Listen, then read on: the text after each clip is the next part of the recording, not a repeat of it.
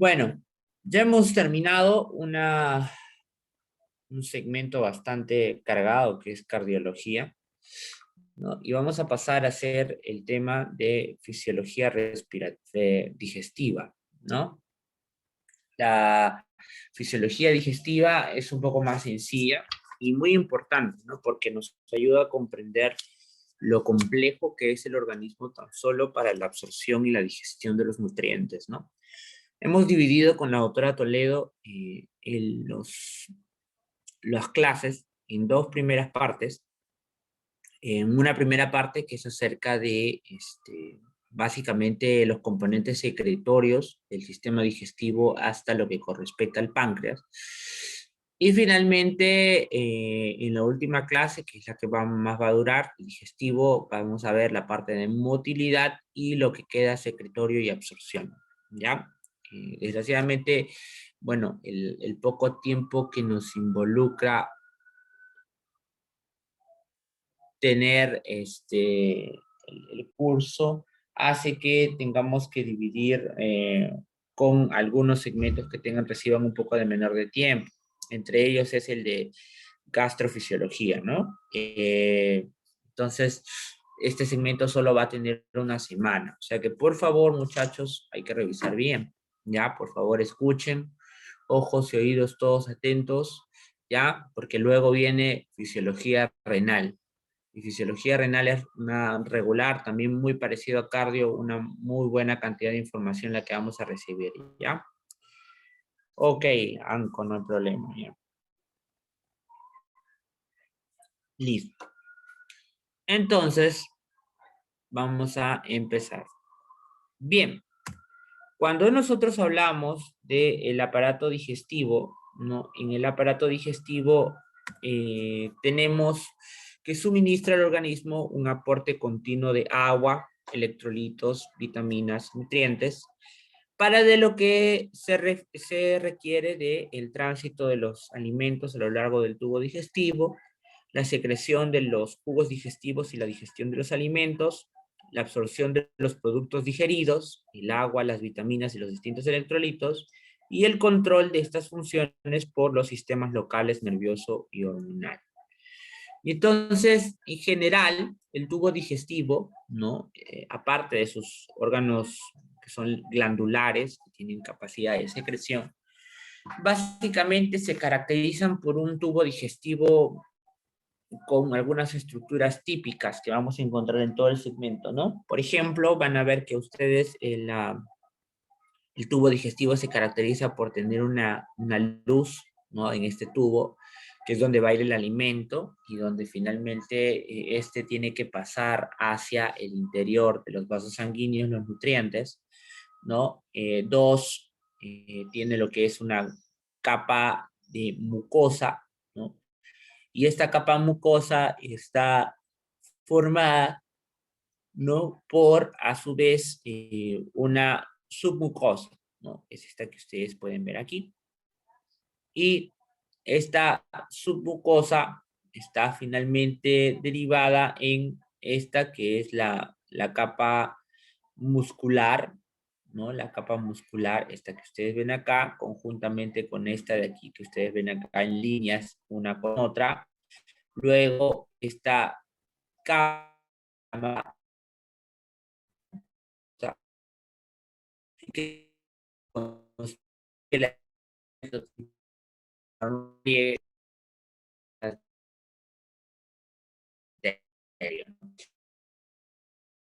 la, la eh, Doctor, no se le está escuchando. ¿Ahora me escuchan? Ahora sí, doctor.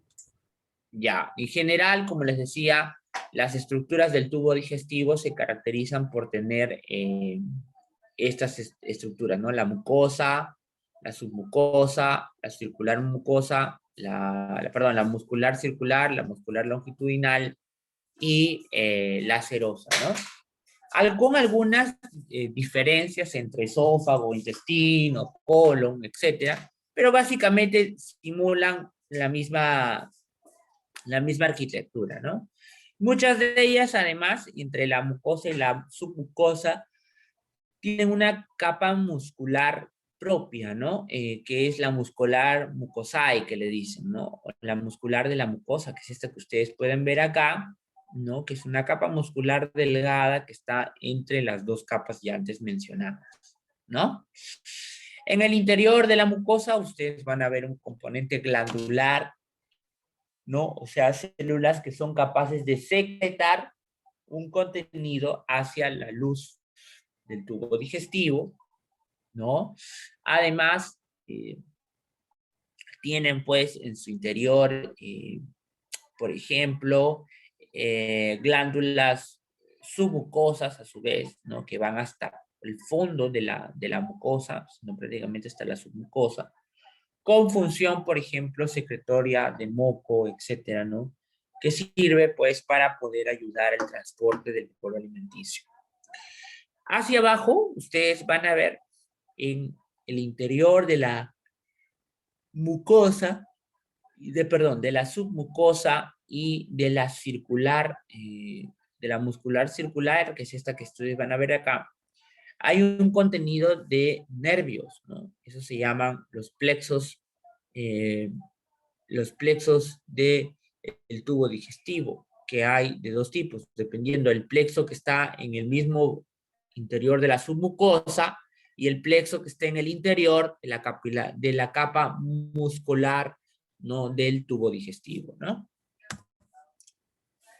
Entonces, uno de los componentes esenciales para empezar a entender acerca de los diversos puntos del sistema nervioso digestivo es que el sistema nervioso digestivo tiene un aparato de sistema nervioso periférico propio, ¿no? Una red de neuronas que estando en el interior del intestino, pues logra interconectarse y mandar mensajes de manera tan rápida que la respuesta es sumamente rápida, ¿no? Y esto tiene que ser así porque son los encargados de recibir el alimento y de inmediatamente responder a ello, ¿no? Entonces, a este se le llama, a esta red de neuronas en el interior del intestino, se llama el sistema nervioso entérico. Y este sistema nervioso propio se encuentra prácticamente en su totalidad desde el esófago hasta el ano, en todo lo largo del tubo digestivo. El número de neuronas que más o menos conglomera este sistema es de unos 100 millones, casi igual a la totalidad de las neuronas que existen, por ejemplo, en la médula espinal, ¿no? Entonces, este sistema nervioso entérico está tan desarrollado que sirve sobre todo para controlar movimientos y secreciones gastrointestinales. Vamos a ver en esta primera parte del tubo digestivo cómo es que es importante para algunas secreciones en el tubo mismo, y en la siguiente clase la importancia de este sistema nervioso periférico en la motilidad y en el mecanismo y en la dinámica de la motilidad del tubo digestivo. Entonces, como quiero que ustedes vean acá, el plexo, mejor dicho, el sistema nervioso entérico está formado por dos plexos. Un plexo que, como les había dicho, se encuentra por debajo de la submucosa, y un plexo que se encuentra en la capa muscular del intestino. ¿Ya? El plexo que se encuentra en la submucosa se conoce con el epónimo del plexo submucoso o de Meissner. Y el plexo que se encuentra a nivel de la muscular en general, la muscular propia del tubo digestivo, se conoce como el plexo mientérico de Auerbach. ¿Ya? Auerbach, hay que acordarse. Entonces, cada uno pues tiene un componente. El primero, el plexo de Meissner, básicamente tiene como función el promover la secreción de las glándulas, ¿no? Y de algunas determinadas células importantes en el tubo digestivo. Mientras que el plexo mientérico de Auerbach tiene a su cargo principalmente la motilidad la motilidad del tubo digestivo. Tal y como ustedes pueden ver acá, ambos plexos, muy importantes para la movilización del tubo digestivo durante la alimentación, ya tienen conexiones directas con, por ejemplo, sistemas nerviosos centrales específicos, ¿no? A través de neuronas sensoriales, comunican sus estados hacia algunos otros, como por ejemplo el mismo plexo submucoso, el plexo mientérico de Auerbach, y directamente hacia lo que con respecta la médula espinal y elementos superiores como el cerebro y el tronco encefálico, ¿sí? Además, y aquí hay algo muy importante, el sistema nervioso autónomo juega un papel muy importante a diferencia de otros órganos, ¿no? Porque, como pueden ver ustedes acá, la inervación por parte del sistema simpático y parasimpático suele ser, miren ustedes, de manera amplia, ¿no? Siendo sobre todo el parasimpático uno de los más importantes porque es el regulador de las secreciones y la motilidad gástrica, ¿no? Muy bien. Entonces, aquí hay una diapositiva con las características del plexo. El plexo mientérico, que está formado en su mayor parte por cadenas lineales y de muchas neuronas interconectadas, que se extienden a lo largo del tubo digestivo, aumentan lo que es la contracción tónica o el tono de la pared intestinal, aumentan la intensidad de las contracciones rítmicas, un ligero aumento sobre la frecuencia de las contracciones y aumenta la velocidad de conducción de las ondas, ¿no? Eso lo vamos a ver más adelante en la clase, cómo es que el plexo mientérico actúa sobre el ritmo u oscilaciones en la contracción del tubo digestivo. El plexo es un mucoso que ocupa sobre todo regular la función parietal interna de cada segmento, ¿no? Y el control local, la absorción local y la contracción del músculo submucoso, ¿no? Bien, entonces vamos a pasar ahora a ver a lo que con respecta a las mismas glándulas secretorias, ¿ya? Luego de eso ya vamos a ver cada uno de las partes del tubo digestivo en general, ¿ya? Y sus movimientos. Un momento, por favor.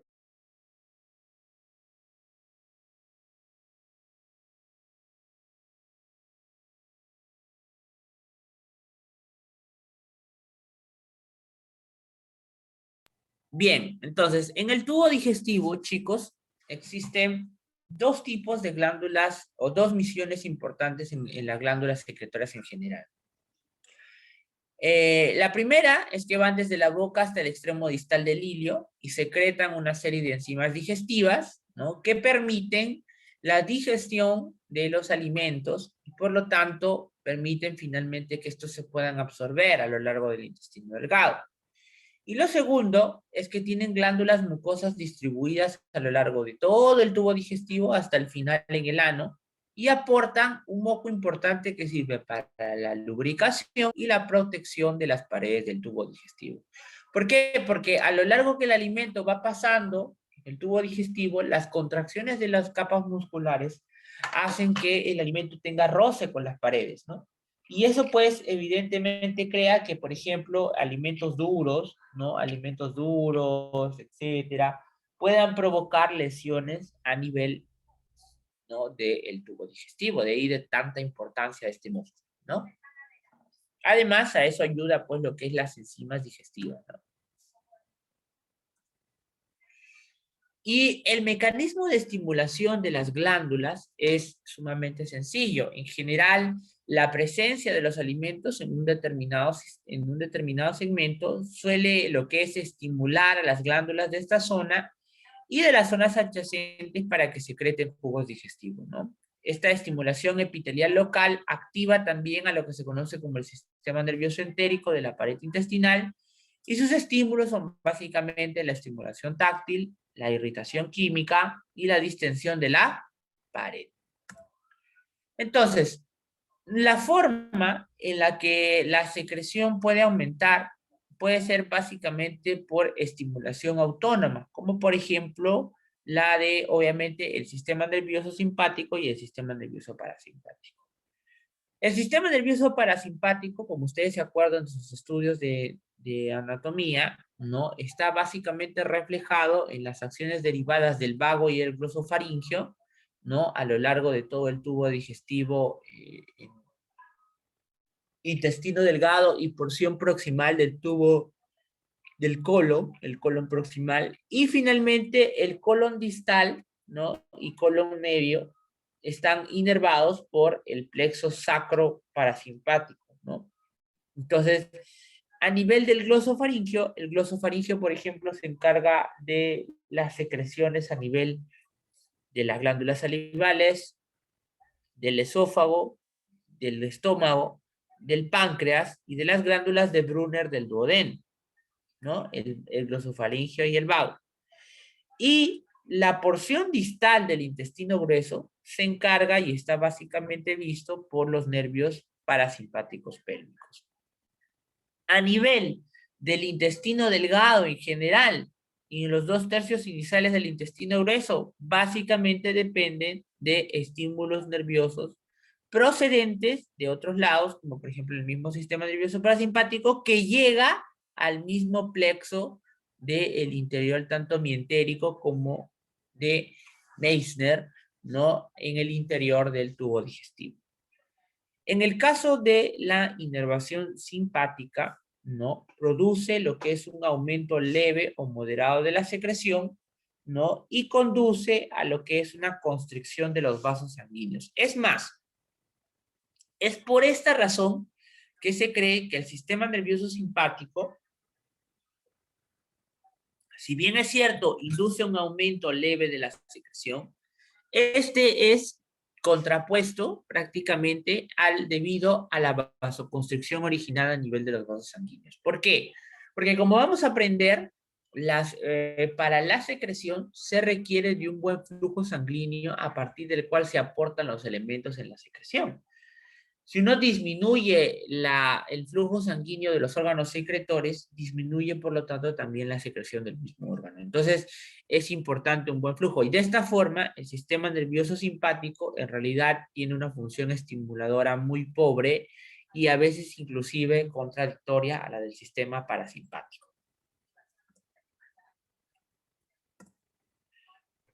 Doctor, Y, disculpe, una pregunta. y Con respecto a lo que estaba diciendo anteriormente, entonces, en un caso de un paciente que, por ejemplo, tienes órgano fosforado, por eso es que encuentro con mayor frecuencia que tiene aumentado lo que es salivaciones y todo ello, incrementado todo lo que es secreción, porque está estimulado el sistema simpático. exactamente, ¿no? En ¿cómo se llama? La intoxicación por órganos fosforados es una intoxicación de sustancias que actúan sobre la estimulación de los receptores parasimpáticos y de esa forma crean como un agonismo, es como si tuvieras varios elementos que actúan sobre los receptores muscarínicos, ¿no? Y esos hacen que todas las funciones parasimpáticas se activen, por eso es que la persona tiene cialorrea, ¿no? Tienen serostalmia, ¿no? O sea, lagrimean, hay bastante producción de salivación, aumento de la contractibilidad de los movimientos del tono digestivo, etcétera, ¿no? Ok, gracias, doctor.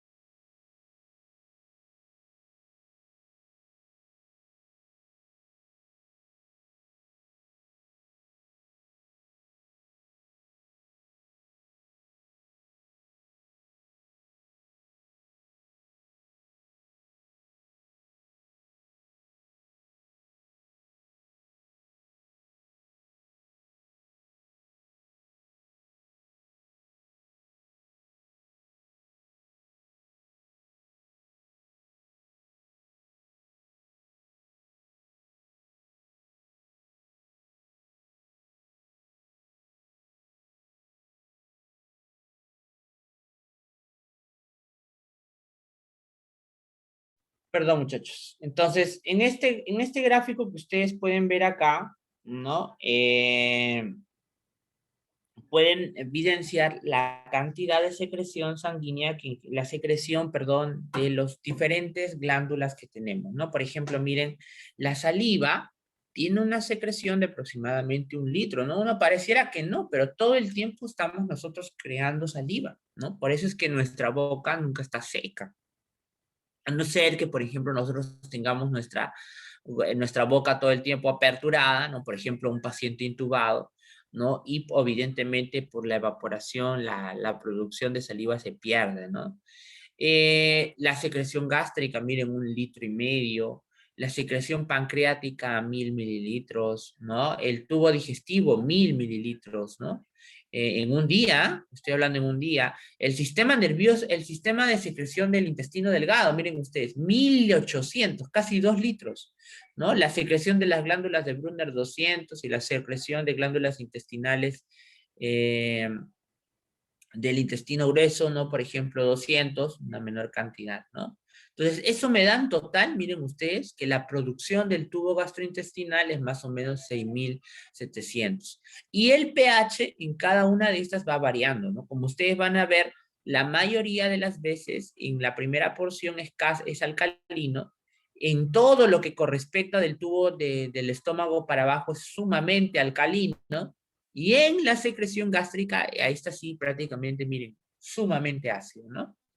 Entonces, este cuadro de acá explica por qué, por ejemplo, cuando yo tengo una infección severa, o en el cólera, por ejemplo, ¿no? Miren ustedes, el cólera fue un problema endémico que tuvimos acá en el Perú hace muchos años, ¿no? Una epidemia que provocó gran cantidad de infecciones, ¿no? El cólera es una enfermedad.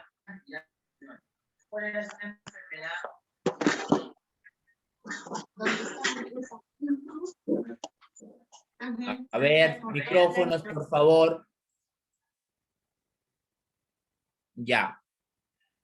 Entonces, como les decía, el cólera era una enfermedad, ¿no? Era una enfermedad donde los receptores de absorción de algunos electrolitos se bloquean en el intestino delgado. Entonces, eso evitaba de que estos electrolitos se reabsorbieran y finalmente el agua también. Entonces, ¿qué pasaba como consecuencia? Que el intestino delgado, que producía un montón de secreciones, no absorbía el agua que estaba en el interior y por lo tanto la persona perdía prácticamente el agua que secretaba, que encima que tomaba, encima el agua que producía para esa secreción. Entonces, evidentemente las pérdidas eran abundantes. Ustedes, bueno, yo no lo he visto porque evidentemente yo no he tenido no he estado en esa época, pero cuando preguntan, ¿no?, a los médicos un poco más antiguos, les dirán pues que los pacientes llegaban inclusive a las emergencias o en las hospitalizaciones, ¿no? Y tenían inclusive que tener unas camas especiales con un agujero en la parte de la región glútea, porque las deposiciones aguadas terminaban por llenar baldes y baldes, ¿no? De agua con secreciones, ¿no? Entonces, la persona perdía en un día 3 litros, 2 litros, ¿no? 4 litros, imagínense ustedes, ¿no? Entonces era bastante la cantidad. Y es más, muchos de estos pacientes hacían falla renal aguda justamente asociado a ello, ¿no? Entonces, ustedes para que vean acá la cantidad de agua que puede tener, ¿sí? Bien, entonces vamos a empezar por la primera parte de la secreción, la primera parte del tubo digestivo, que es la secreción salival, ¿no? La secreción de la saliva, ¿no?, generalmente oscila entre los 800 y 1.500 mililitros en un día, con un promedio total de más o menos 1 litro de producción, ¿ya? La saliva está producida básicamente por órganos como son la glándula parótida, las glándulas sublinguales, las glándulas submaxilares, las glándulas linguales en sí, ¿ya? Tienen básicamente dos tipos de secreción. La primera es una secreción serosa rica en tialina, conocida como una alfa-amilasa, que tiene como la función principal que tiene como función principal, pero no vital, ¿no? De digerir almidones, ¿no? Porque es una alfa-amilasa. O sea, lo que ayuda es en parte, en un porcentaje no tan alto, en digerir los almidones, ¿no? Sin embargo, cuantitativamente, la importancia de la digestión de los almidones por la saliva no es tanta como sí lo es la del páncreas, ¿no?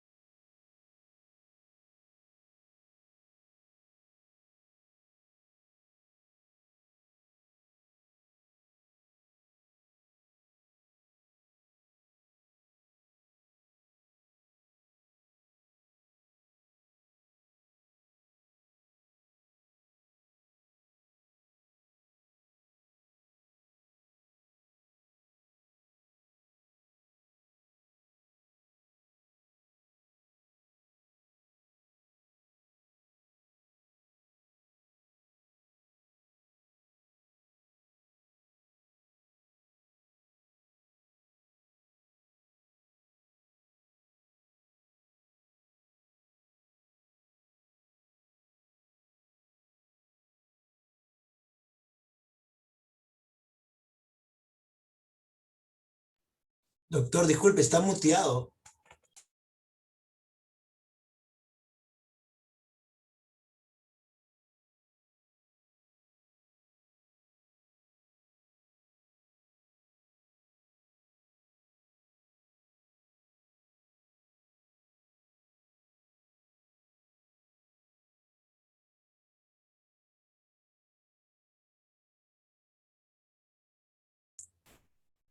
Doctor, no se le escucha. Doctor, no sé.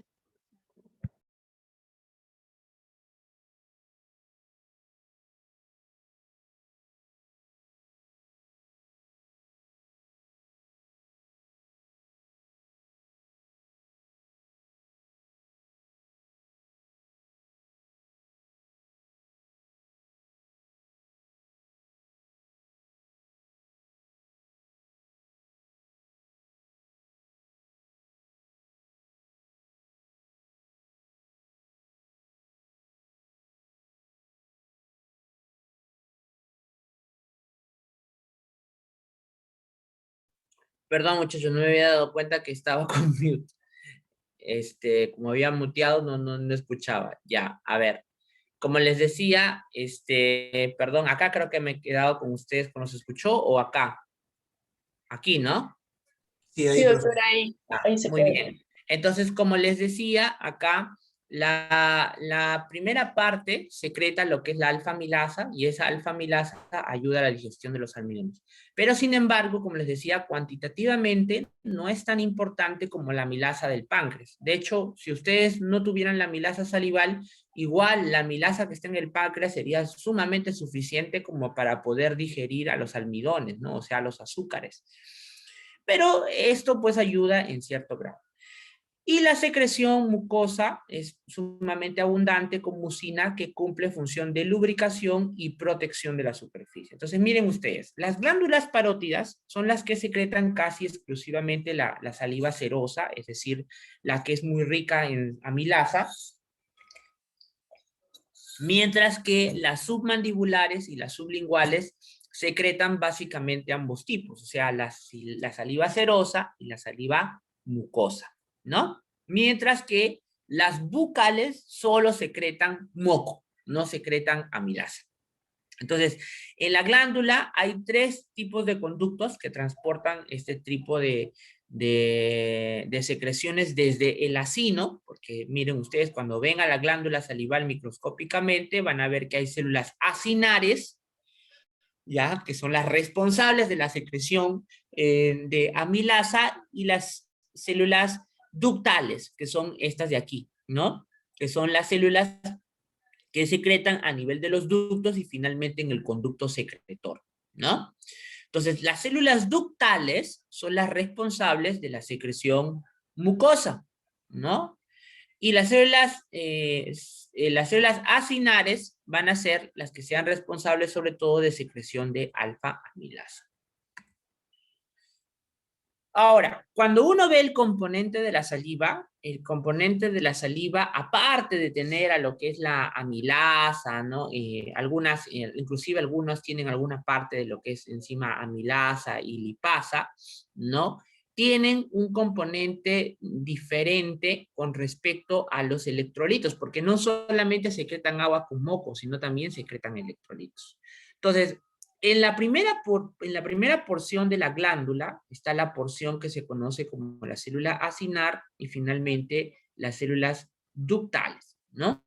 Entonces, en general, cuando uno trata de evaluar el líquido final producto de todo este conducto, nos damos cuenta que es de baja osmolaridad y de alta concentración de potasio y constituyentes orgánicos que incluyen la amilasa y la lipasa secretados a este nivel, ¿no? Y factores inclusive de crecimiento.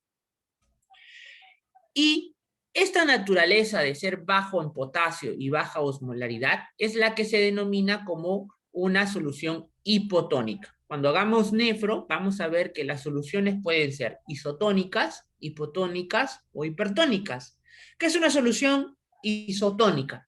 La solución isotónica es una solución donde el agua y los electrolitos, ¿no? O los osmoles en general están equilibrados, ¿no? ¿Sí? La solución hipotónica es aquella solución donde ustedes tienen agua en mayor cantidad con respecto a los solutos. Es como decir una solución diluida, ¿no? Y la solución hipertónica, al revés, hay más cantidad de solutos con respecto al agua. En conclusión, en español, es como que ustedes tengan un vaso, ¿no? Y lo llenen de mucha más cantidad de azúcar con respecto al agua, hipertónica. Si tienen apenas una cucharadita en un jarro de agua, entonces hipotónica, diluida, ¿no? Y al revés, ¿no? Y si está justo en equilibrio es isotónica. Entonces, normalmente, doctores, en nuestra sangre existen, los líquidos son isotónicos. Quiere decir que se encuentran en equilibrio entre los electrolitos o los componentes osmolares y el agua. Entonces, ¿qué pasa en la saliva? La saliva, el componente final excretor es hipotónico, lo que quiere decir que en el trayecto a lo largo de su producción se han reabsorbido o se han obtenido directamente desde el interior que se produjo una solución totalmente isotónica. Miren, primariamente es isotónica. ¿Por qué? Porque los niveles de potasio, cloro, sodio están de manera igual a la que hay el plasma, o sea, están en misma proporción. ¿Qué pasa a lo largo de las células ductales? A lo largo de las células ductales, ¿no? Es debido a que se reabsorbe una cantidad de sodio importante, ¿no? De potasio también se secreta, miren, hacia la luz, se reabsorbe cloro y se elimina, ¿no? Bicarbonato, ¿no? Bicarbonato, ¿cierto? Entonces, esta eliminación de bicarbonato, ¿no? Y esta reabsorción de sodio, sobre todo, es la que le da a la saliva la capacidad de ser, 1, hipotónica y 2, la alcalinidad. Ahora, esta alcalinidad que ciertamente es menor a la de los otros componentes que llegan a 8, a 7, ¿no? Ciertamente esta alcalinidad es la que, por ejemplo, produce la restricción del crecimiento microbiano en la boca, ¿no? La neutralización, por ejemplo, del reflujo gástrico, ¿no? Ustedes van a tener enfermedades en las cuales, por ejemplo, el reflujo gástrico es tal que inclusive puede llegar hasta la boca, ¿no? Sobre todo cuando duermen y están en decúbito dorsal. Entonces, esto ha ayudado a neutralizarse gracias a la saliva en parte, ¿no? Y en el mismo esófago, porque acuérdense que las secreciones que provienen de la boca van a terminar finalmente en la luz esofágica. Y dos, los constituyentes orgánicos de la saliva, como proteínas y glucoproteínas, son sintetizados y almacenados en las células acinares, ¿sí? Muy bien. Este gráfico que ustedes pueden ver acá es para que entiendan cómo es que va variando, ¿ya? Cómo es que va variando el componente en el plasma, cómo va variando con respecto a la saliva. Miren, en la saliva, el componente en el plasma, ¿no? Primero es normal, ¿no? Primero es normal y luego va bajando a lo largo del flujo de la saliva, ¿no? ¿Por qué? Porque hay una reabsorción de sodio y una secreción de bicarbonato. Bien. Vamos a ver exactamente qué pasa molecularmente en las células acinares y qué pasa en las células ductales. En las células acinares, ¿ya? Que son estas que ustedes pueden ver acá, ¿ya? Vamos a ver que hay una bomba importante que se conoce como la bomba sodio-potasio ATPasa, que es la misma bomba que conocemos de siempre, y la bomba sodio-potasio 2-cloro, ¿no? Esta que ustedes ven acá, ¿sí? Entonces, esas dos bombas proporcionan el impulso para la entrada del sodio, el potasio y el cloro, o sea, hacia aquí. ¿Por qué? Porque promueven la entrada de cargas positivas hacia el interior de la luz, ¿no? Hacia el interior de la luz, por lo tanto, la salida del mismo, ¿no? El cloro y el bicarbonato salen de la célula acinar, ¿no? Y esta secreción contribuye a la entrada finalmente de sodio, ¿no? Esta secreción. ¿Por qué? Porque el cloro va aunado conjuntamente al sodio. Entonces, por lo tanto,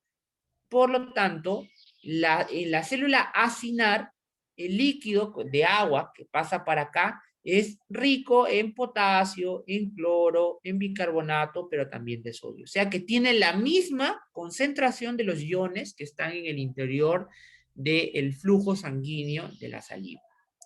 En las células ductales, ¿ya? En las células ductales, ¿ya? En las células ductales, la membrana apical también tiene esta bomba sodio-potasio. Hay una bomba que intercambia hidrogeniones por sodio, ¿ya? O sea, que hace que se reabsorba hidrogeniones y más bien se elimine sodio, ¿ya? Y estas operaciones paralelas de sodio y protones y cloro y bicarbonato, que están por aquí, ¿no? Dan lugar a la absorción de sodio y al cloro a nivel de la luz. El sodio intenta pues ingresar hacia lo largo desde afuera de la luz del ducto hacia el interior, producto de que normalmente afuera de la célula, ¿no? Afuera de la célula hay mayor cantidad de sodio con respecto al interior, ¿no? Además, hay una bomba intercambiadora que lo que hace es cambiar el cloro que acaba de salir, lo intercambia para dar mayor cantidad de bicarbonato a la luz. O sea, ¿dónde? Hemos dicho aquí, ¿no? En la célula ductal. Entonces, intercambia el cloro que hemos reabsorbido para permitir que salga más bicarbonato todavía. Además, tengo otra bomba, que es la bomba hidrogenión sodio, que intercambia al hidrogenión para eliminarlo, ¿ya? Como para reabsorber sodio. O sea, no solo se reabsorbe sodio por un canal que ayuda a la gradiente de concentración, sino esta bomba también permite el intercambiar el hidrogenión por sodio. Y finalmente, el hidrogenión que acabamos de utilizar es finalmente reutilizado, ¿no? Para reabsorberse, para eliminar mayor cantidad de potasio. Como resultado, ¿qué logramos? Un líquido que es rico en bicarbonato y rico en potasio, pero pobre en sodio, ¿no? Por lo tanto, el líquido final es un líquido hipotónico, ¿no? Rico en potasio y alcalino, ¿no? Alcalino, obviamente, con respecto a los otros jugos, ¿no? Porque tiene, pues, evidentemente, un poco de menor de casi límite, casi ácido, de lo que se podría corresponder a las del plasma, ¿no? ¿Y cuáles son las funciones de la saliva? Las funciones de la saliva son la ruptura de la comida en partículas más pequeñas, formación del bolo para la deglución, el inicio de la degradación y la digestión de los líquidos, facilita el gusto, la producción de estímulos intraluminales gástricos, ¿no? La regulación de la ingesta y los comportamientos alimentarios, la limpieza de la boca, la acción selectiva antibacteriana, la neutralización del reflujo gástrico, el crecimiento de la mucosa y la protección del resto del tracto gastrointestinal, y esto obviamente también ayuda al habla, ¿no? ¿Por qué? Porque al lubricar lo que es toda la pared bucal, también inclusive llega a parte de la laringe, y esto hace que se vibren adecuadamente, ¿no? Lo que es las cuerdas bucales, ¿no? Por eso es que ustedes han visto, ¿no? Por ejemplo, yo ya los días jueves, que termino mis clases a las 9 con ustedes, con todos los grupos, ya pues ya llego ya casi ya al borde sin el habla, ¿no? ¿Por qué? Porque hablo todo el día, tengo que estar tomando agua todo el tiempo. ¿Por qué? Porque la saliva se va perdiendo. Entonces, por eso han notado ustedes, ¿no? Que cuando uno habla mucho y no toma nada de agua, pues se va perdiendo y por eso pierde un poco lo que es la voz, ¿no? Muy bien. La regulación de la saliva está dada, ya están controladas sobre todo por el sistema nervioso parasimpático, ¿ya? Por eso era que, como bien mencionó sus compañeros, por ejemplo, la intoxicación por órganos fosforados, entre las características clínicas típicas es la hiperproducción de las glándulas salivales, ¿no? Entonces, las glándulas salivales están controladas procedentes del sistema nervioso parasimpático, y estos, como ustedes bien han estudiado en neuro, provienen de dos núcleos importantes, es decir, de sistemas de sustancia gris en el bulbo raquídeo, que son el núcleo salivar superior y el núcleo salivar inferior, ¿no? Entonces, ¿qué pasa? Que hay muchos estímulos gustativos, especialmente los que son amargos, ¿no? Como el limón, etcétera, que a veces hasta 8 o 20 veces superior al basal pueden producir saliva, ¿no? Por ejemplo, ustedes ponen un limón, comen una gotita de limón y han visto, ponen amargo siempre, ¿no? Inmediato ya están produciendo mayor cantidad de saliva, ¿no? O inclusive productos táctiles. Por eso no sé si ustedes han visto que cuando les ponen, por ejemplo, el médico al niño, ¿no? O a ustedes cuando eran más jóvenes, de repente quería ver la garganta y le ponían la famosa paletita en la lengua, ¿no? Aparte de producir el reflejo de querer vomitar, producías más saliva, ¿no? Y eso es producto del estímulo táctil, ¿no? Un factor secundario que también influye es, por ejemplo, el aporte sanguíneo. Ya les dije, las glándulas, para poder secretar agua y electrolitos, necesitan tener buen flujo sanguíneo. Si tú les restringes el flujo, o sea, haces vasoconstricción, disminuyes la cantidad de secreción por parte de esa glándula, ¿no? Ya que la secreción requiere siempre una nutrición adecuada a través de sangre. Y además puede producir la misma saliva, las mismas glándulas, mediante la calicreína, ¿no? Secretada por las células salivales, pueden a su vez, ¿no? Actuar como enzima y produciendo la alfa-2 globulina, que produce algo finalmente que se llama la bradicinina. Y esa bradicinina pueden inclusive ellas mismas provocar vasodilatación sobre el flujo de la misma glándula salivar, ¿no? O sea que ella misma puede regular la cantidad de salivación que se puede producir mediante su control en el flujo, ¿no?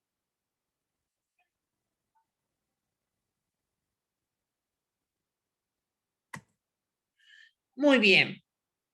Hemos hablado de la saliva, ahora vamos a hablar un poco de la secreción esofágica. Miren, la secreción esofágica en realidad tiene un fin más que todo, el esófago en general tiene un fin más que todo de transporte, ¿no? De vía de pase. La próxima clase vamos a hablar acerca de cómo son los movimientos y la importancia de esos movimientos, pero para fines secretorios prácticamente son glándulas de mucosas que ayudan a la lubricación del alimento por el pasaje del interior del tubo digestivo, ¿no? Entonces, está básicamente revestido de glándulas mucosas simples, y ese moco secretado por estas últimas en la parte superior evita, por ejemplo, la excoriación de la mucosa por los alimentos recién llegados. Y en el extremo gástrico, ¿no? Estas muchas glándulas mucosas compuestas, ¿no? ¿Por qué? Porque estas protegen la pared del esófago frente a la digestión de jugos gástricos ácidos que a menudo refluyen el estómago, ¿no? ¿Por qué? Porque a pesar de que, como ustedes vamos a ver en las siguientes clases, hay una serie de mecanismos motores que evita que se dé el reflujo desde el estómago al esófago, ¿no? A pesar de eso, siempre hay una pequeña cantidad que puede pasar. Entonces, la secreción que se produce a nivel del esófago a través de sus glándulas es la que protege en cierta medida de esas pequeñas porciones que logran pasar desde el estómago al esófago.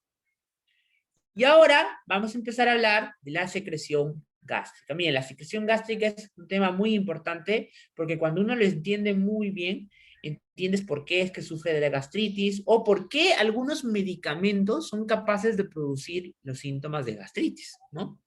A ver, la secreción gástrica, ¿ya? Nosotros vemos que en la mucosa gástrica, en general, cuando ustedes lo han visto ya en histología, ya está producido por una serie de glándulas en gran cantidad, glándulas profundas, ¿no? Profundas, como la que ustedes pueden ver en el gráfico, y que en el interior, pues, tienen toda una serie de células distintas, ¿no?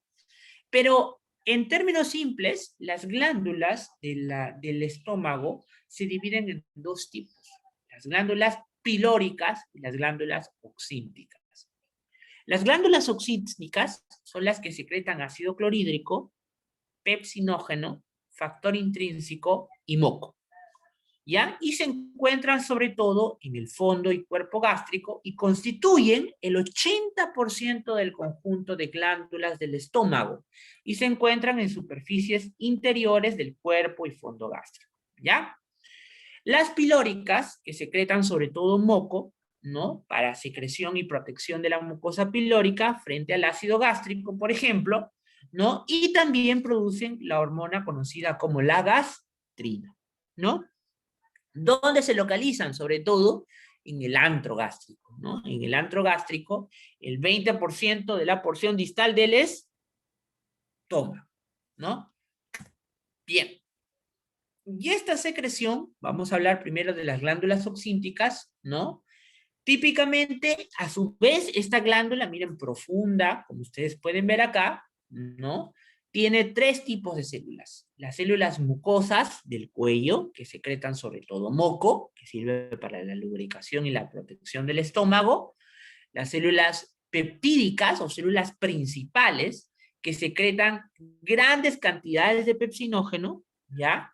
Y las células parietales o células oxínticas, que secretan factor intrínseco y ácido gástrico, ¿ya? Bien, entonces cuando uno ve las diferentes regiones del estómago, ¿no? Las regiones del estómago, estas regiones tienen diferentes secreciones luminales y patrones de actividad muscular indicativas de características propias de su respuesta. La motilidad vamos a verla mucho mejor cuando hagamos un poco de movimiento, cuando hagamos el tema de movimiento de todas las partes digestivas, ¿ya? Pero ahora vamos a ver solamente el tema de la secreción. Vamos a ver la secreción. Miren, la secreción del esfínter esofágico superior y a nivel del cardias, el moco es principalmente, la secreción es principalmente moco y bicarbonato. ¿Por qué? Porque es el elemento que viene del esófago y el esófago trae un montón de moco y el bicarbonato proveniente de la saliva, ¿no? Muy bien.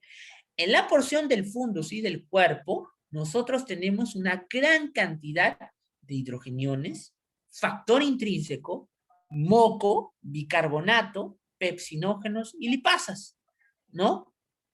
Porque es en este punto donde yo encuentro básicamente la mayor cantidad de células oxínticas. Y al final, en la porción del antro y pílero, yo tengo básicamente moco y bicarbonato. Y este orden es importante que se respete. ¿Por qué? Porque el duodeno, ya vamos a ver más adelante, que el duodeno, para poder permitir sus funciones, inclusive ya de reabsorción, requiere de un pH alcalino para poder funcionar. Entonces, si todo el elemento pasara directamente desde el ácido para acá, esto dañaría las paredes del duodeno y evidentemente no permitiría una absorción adecuada. Entonces, vean ustedes, es importante. A pesar de esto, ¿no? Vamos a ver cuáles son todas sus funciones y a pesar de esto vamos a ver que en realidad el estómago no es un órgano vital. Ustedes podrían decir, doctor, ¿no? ¿Por qué? ¿Qué hablan, no? En realidad el órgano no es un órgano vital. Por eso es que ustedes le pueden hacer una gastrectomía a un paciente, ¿no? Y el paciente no se va a morir por eso, ¿no? Es más, la banda gástrica o las gastrectomías totales por cáncer gástrico o lesiones en general, ¿no? No complican, al menos más adelante, a la vida del paciente, ¿no?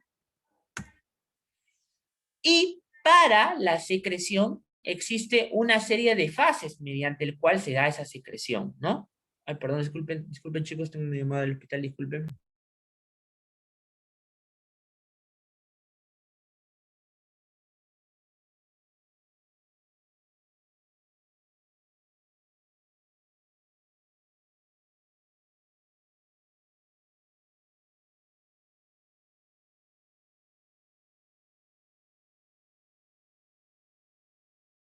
Muy bien.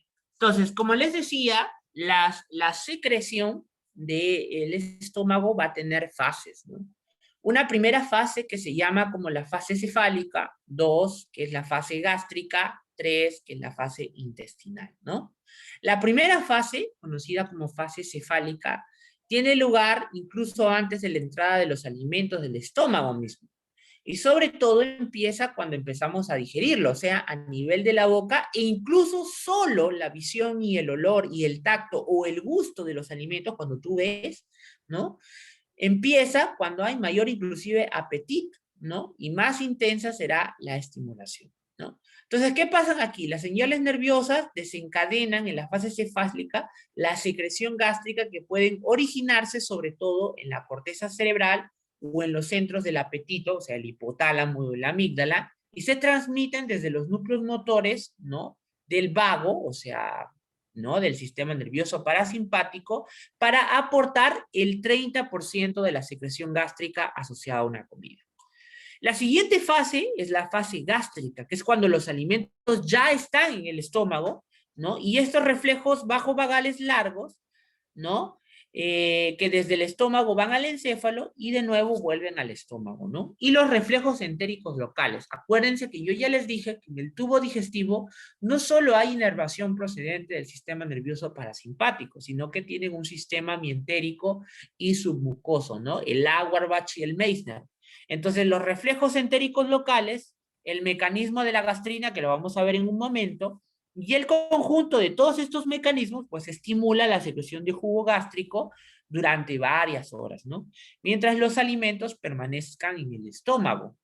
La fase gástrica habitualmente representa prácticamente el 60% de la secreción gástrica total asociada a la ingestión de una comida y por tanto la mayor parte de la secreción gástrica diaria total, que equivale más o menos a 1,5 litros. Y finalmente la fase intestinal, que es la fase cuando el alimento ya se encuentra en el intestino delgado, principalmente en el duodeno, y que induce la secreción de pequeñas cantidades de jugo gástrico, probablemente en parte debida a pequeñas cantidades de gastrina liberadas desde la mucosa duodenal, y que esta secreción supone aproximadamente el 10% de la respuesta ácida a una comida, ¿no? Sobre todo, ¿no? Cuando en el supuesto de que el alimento sigue llegando hacia lo que es al intestino, en este caso el estómago, y por lo tanto, a pesar de que el alimento va pasando al duodeno finalmente, ¿no? Esto estimula para que en un 10% se secrete y vaya digiriendo el alimento que sigue llegando por parte de la boca, ¿verdad? Entonces, es lo que podemos ver acá. Miren ustedes la fase cefálica que empieza a nivel de la corteza cuando lo vemos, cuando lo olemos, ¿no? Cuando lo miramos, cuando tocamos. El solo hecho de tener hambre estimula hipotálamo, etcétera, ¿no? Y esto pues manda vías eferentes, ¿no? A nivel de los plexos del estómago y manda pues la producción de las enzimas y de las hormonas que vamos a ver. La fase gástrica, que aporta un 60%, es por reflejos locales, reflejos vagales, la estimulación de la gastrina y la histamina, como vamos a ver más adelante, y la fase intestinal, que involucra, pues, mecanismos nerviosos y mecanismos hormonales, ¿sí? Muy bien. Entonces, ¿cómo se da el mecanismo de acción mediante las células sínticas, ¿no? Que producen ácido clorhídrico? La producción del ácido clorhídrico es una producción particular que sirve, como vamos a ver más adelante, como un elemento que sirve para activar más enzimas, ¿no? Entonces, las células parietales, que son las células principales, las células parietales, que son las células oxínticas, secretan una solución ácida que contiene alrededor de más o menos 160 milimoles de ácido clorhídrico. Este ácido clorhídrico, que como ustedes recordarán por química, es un ácido fuerte, ¿no? Tiene un pH sumamente bajo que llega inclusive hasta 0,8. A este pH, la concentración de hidrogenina prácticamente es 3 millones de veces superior a lo largo de la sangre arterial. Acuérdense ustedes que la sangre alcanza un pH entre 7,35 y 7,45, ¿no? Eso quiere decir, pues, que la cantidad de hidrogeninas a las cuales está expuesta, pues, es increíblemente mucho mayor a la de la sangre, ¿no? Y al mismo tiempo, ¿no? Estos iones hidrogeniones son secretados, ¿no? Los iones bicarbonatos se difunden a la sangre de manera que la sangre venosa gástrica tiene un pH superior al de la sangre arterial, ¿no? Cuando el estómago, perdón, secreta ácido, ¿no? Además, ¿no? Tenemos la principal fuerza impulsora para la secreción del ácido gástrico por parte de las células parietales, está a cargo de una bomba muy conocida ella que se llama la bomba de hidrógeno potasio ATPasa, ¿no? Esta bomba es tan importante que nosotros la hemos utilizado para fabricar un medicamento para, por ejemplo, bloquearla y por lo tanto terminar de producir una menor cantidad de ácido clorhídrico. ¿Saben qué medicamento es ese? Es el clásico y conocido como el omeprazol, ¿no? El omeprazol, el esomeprazol, ¿no? Son medicamentos que funcionan bajo esta función, ¿no? Que es inhibir a la bomba potasio-hidrógeno, ¿no? ¿Cómo así funciona esta bomba tan importante? De la siguiente forma, miren ustedes, ¿ah? En el citoplasma celular, el agua contenida en las células parietales, ¿ya? En las células parietales, ¿sí? Este agua que está acá se disocia en hidrogeniones y iones hidroxilo, ¿ya?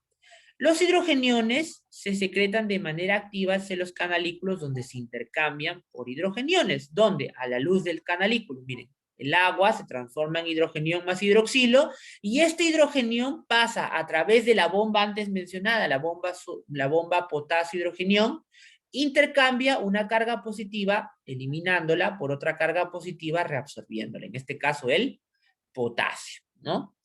El potasio se recicla luego para que de nuevo en la célula por medio de la bomba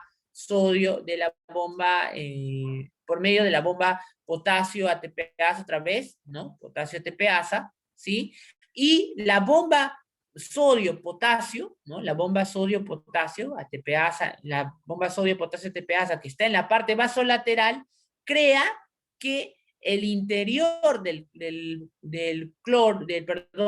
sodio en el interior de la célula sea más bajo. ¿Por qué? Porque el sodio sale del interior de la luz, ¿no? Y esto crea que sea menor cantidad de sodio en el interior, ¿no?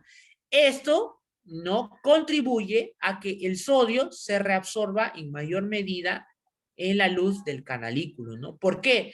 Porque el sodio, al encontrar una menor cantidad de concentración aquí y mayor acá, pues intenta entrar cada vez más y finalmente se reabsorbe para el otro lado, ¿no? El bombeo de hidrogeniones al exterior de la célula por medio de esta bomba ya conocida permite que se acumule hidrogeniones y se forme, gracias a que el hidrogenión se une al bicarbonato, se transforma en, perdón, al CO2, se transforma en bicarbonato. Por lo tanto, conforme se van secretando mayor cantidad de hidrogeniones, ¿no? El bicarbonato va entrando hacia el interior de el flujo sanguíneo. Sin embargo, el bicarbonato es una carga negativa. Entonces, para que yo reabsorba una carga negativa, lo tengo que intercambiar por otra carga negativa. ¿Quién es esa carga negativa? El cloro, ¿no? Entonces, el cloro es intercambiado por ese bicarbonato, ¿no? Y a su vez, el cloro también tiende a difundir pasivamente hacia el interior de la célula, ¿no? Entonces, ese intercambio de cloro conjuntamente con el cambio pasivo del cloro hacia el interior de la célula, ¿no? Permite que salga cloro más hidrogenión, ¿no? Más el agua que pasa pasivamente por ósmosis y crea lo que se conoce como el ácido clorhídrico, ¿no? El ácido clorhídrico. Hay una función importante que hay que tener en cuenta, que es la regulación gástrica. ¿Cómo se da la regulación gástrica de estas células oxíntecas? La inervación del tipo parasimpático a nivel del vago es prácticamente la principal estimulante de la secreción gástrica, ¿no? ¿Cómo sucede? Es que hay fibras eferentes, o sea, que llegan hasta el estómago y terminan en neuronas intrínsecas que inervan, por ejemplo, las células parietales, las células enterocromáfines, ¿no? Ay, perdón,